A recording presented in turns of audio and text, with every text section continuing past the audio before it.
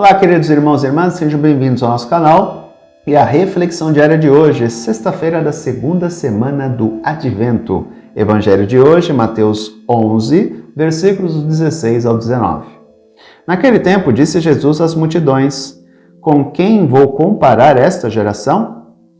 São como crianças sentadas nas praças que gritam para os colegas dizendo: tocamos flauta e vós não dançastes. Entoamos lamentações e vós não batestes no peito.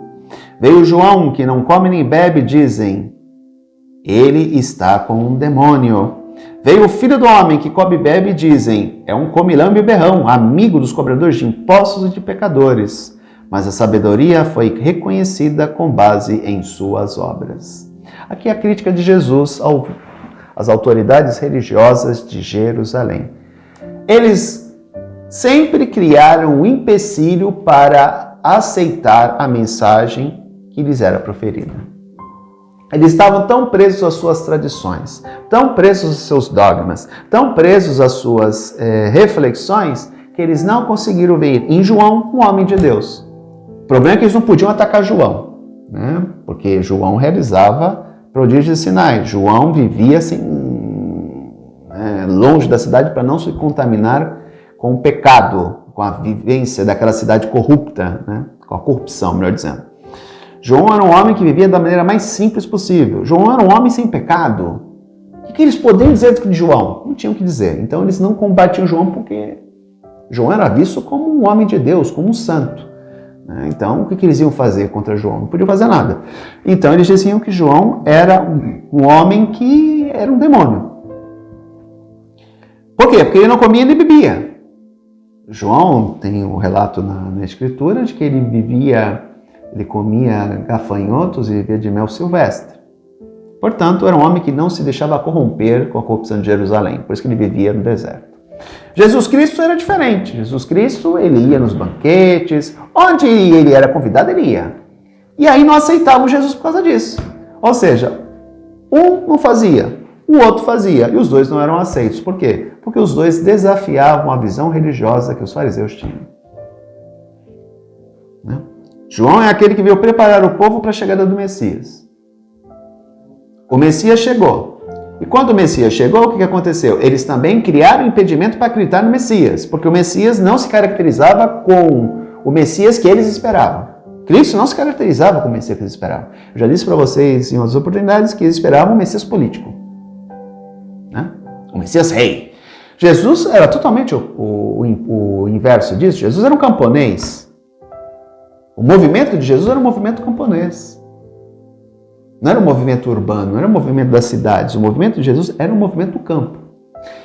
E é interessante que o cristianismo nasce como um movimento do campo. Quem faz a passagem do movimento de Jesus, de um movimento do campo para um movimento das cidades é Paulo de Tarso. Porque Paulo era um homem das cidades. Paulo era um homem urbano. Né? Até Paulo, o movimento de Jesus era um movimento camponês. É interessante observar isso, né? Então, o que acontece? Eles sempre criavam um empecilho para continuar presos às suas tradições e às suas leis. A dificuldade de lidar com o novo, né? Não, estou preso a isso, tem que ser isso. Né? Quadradinho aqui, não pode sair e desviar nada, porque senão é pecado. Temos que tomar muito cuidado com isso. A mensagem do Evangelho, ela deve ser adaptada aos tempos. Né? Lógico, não se pode mudar isso, não se pode transformar isso, mas ela tem que ser adaptada aos tempos. Né? Por exemplo, hoje nós usamos tecnologia para nos comunicar. Antigamente não, as pessoas tinham que ir até os templos. Não que isso isente os templos, viu gente? Isso aqui é uma reflexão da palavra, mas eu tenho que continuar frequentando a minha comunidade. Um dos grandes receios nossos é isso, que se pulverize, ou seja, eu estou em casa, recebo no celular, para que eu vou na igreja? Não, isso aqui é algo a mais. Não é essencial. O essencial é participar da minha comunidade, é eu ir à missa, é eu comungar, é eu ter vida de comunidade.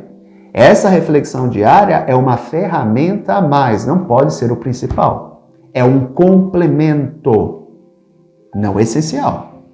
O principal é eu viver a minha fé, eu participar da minha comunidade, eu participar da celebração da Santa Eucaristia e comungar. Essa reflexão diária é um complemento. Portanto, é o quê? A mensagem cristã se adaptando aos tempos, sem perder a sua essência. Ela continua sendo palavra de Deus, que antigamente era só ministrada nos templos. Hoje em dia, ela pode se utilizar da internet para ir chegar até lugares onde pessoas podem não ter acesso aos templos. Mas para quem tem acesso, por exemplo, quem mora numa cidade que tem uma comunidade perto, a pessoa tem que ir na comunidade. Agora, para um lugar onde a pessoa vive que não tem nenhuma comunidade perto, e muitas vezes ela vai ficar, ela não vai ter acesso ao Evangelho, isso ajuda. Então é uma adequação. Por exemplo, se isso não ocorresse, ela não tivesse acesso a essa reflexão, ela não teria acesso a nada. Porque ela vive num lugar onde não há uma comunidade. Entendem? Então são situações diferentes. Uma coisa é eu ter acesso. Eu posso ir a uma igreja. Então eu tenho que ir a uma igreja. E essa reflexão diária, ela se torna um complemento. Para outras pessoas, por exemplo, pessoas que estão acamadas, que não podem sair de casa, pessoas que estão em lugares onde não há uma comunidade, essa ferramenta, essa reflexão diária se torna alimento também. Tá? Então são situações diferentes. Né? Porque a mensagem cristã tem que ser adequada aos tempos em que vivemos. Um grande abraço, até amanhã se Deus quiser. Tchau.